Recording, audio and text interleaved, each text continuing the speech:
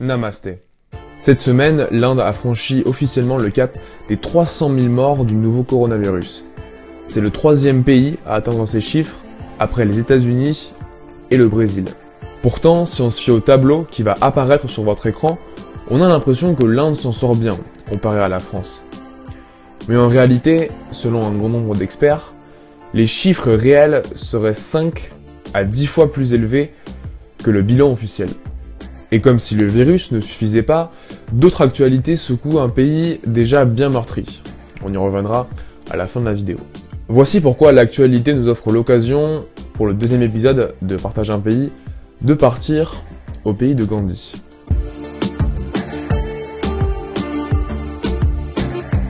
Si vous avez déjà regardé le premier épisode qui a concerné le Japon, vous savez que la première partie de la vidéo va se concentrer sur l'histoire de l'Inde, avant de vriller sur son actualité. Si on veut la jouer précis, l'homme est attesté en Inde depuis 600 000 ans. Mais les premières traces de vie datent d'il y a seulement 9000 ans. Par ces traces d'élevage et de nécropole, l'Inde a d'abord été influencée par le Proche-Orient avant la première grande période du territoire, la civilisation de l'Indus. Je vous laisse une petite carte pour que vous voyez un peu où c'était situé. Comme l'histoire de l'Inde est assez large, je vous ai préparé une chronologie assez rapide avec les grandes dates et périodes qui ont marqué le pays. Donc on vient de le voir, il y a d'abord eu la civilisation de l'Indus, période qui a été marquée par des villes immenses et très peu de violence. Ensuite la période védique, avant l'invasion d'Alexandre le Grand en -326. Il y a eu par la suite la période médiévale, entre le 6e et le 13e siècle, avant l'occupation des musulmans. Du 19e à 1947, donc, il y a eu l'Inde coloniale avec les Britanniques. Parallèlement à ça, il y a eu le développement de certaines religions, vous venez de le voir, comme l'hindouisme ou le bouddhisme. Bien évidemment, je ne pouvais pas parler de l'Inde sans parler d'une personne que j'ai d'ailleurs pas mal citée déjà sur cette chaîne YouTube, et qui a marqué ce pays, tellement marqué que sa tête est affichée sur les billets de monnaie indiens. Je parle bien évidemment de Gandhi. À la base avocat, le Mahatma Gandhi a mené pendant plus de 20 ans des manifestations pour l'indépendance indienne. Pour ces manifestations, il a notamment été en prison dans les années 20, et c'est pendant ces années-là qu'il a rédigé son autobiographie de mes expériences de vérité. Pour en savoir plus sur Gandhi, vous pouvez mettre sur pause et regarder ce petit visuel que j'ai concocté spécialement pour vous sur Gandhi. Alors, depuis 1947 et l'indépendance indienne, où en est le pays? Aujourd'hui, l'Inde est une république fédérale et parlementaire. Le Premier ministre actuel est Narendra Modi. Il avait été élu en 2014 parce qu'il avait notamment stimulé la croissance dans son état du Gujarat.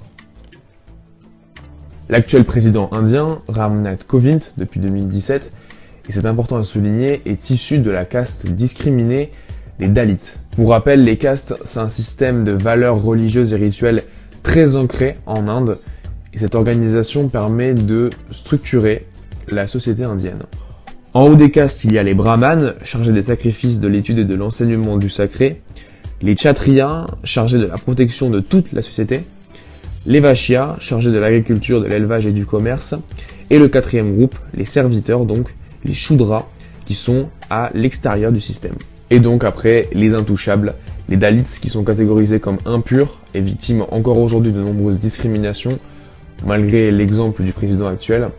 Je vous ai mis en lien dans la description pour que vous en sachiez un peu plus. Aujourd'hui, l'Inde vit des heures difficiles, car en plus de l'actuel coronavirus, un mystérieux champignon noir et des cyclones frappent le pays, déjà bien meurtri. L'actuel Premier ministre indien Narendra Modi est accusé d'aggraver cette situation, notamment à cause des divisions qu'il fait régner au sein du pays. Mais néanmoins, l'Inde et le peuple indien a toujours réussi à faire preuve d'une grande force de résilience et d'une faculté à observer les opportunités dans la difficulté, notamment grâce à un système qui est assez connu là-bas et qui est de plus en plus populaire en Occident. Ça s'appelle l'idée Jugaad. Et ça tombe bien parce que ce sera le thème de ma prochaine vidéo sur cette chaîne YouTube. Je vous remercie profondément d'avoir regardé cette vidéo. J'espère qu'elle vous a plu et qu'elle vous a motivé à vous intéresser un peu plus à l'histoire de l'Inde. Et en attendant de se retrouver donc pour parler un peu Jugaad, je vous dis Alvida.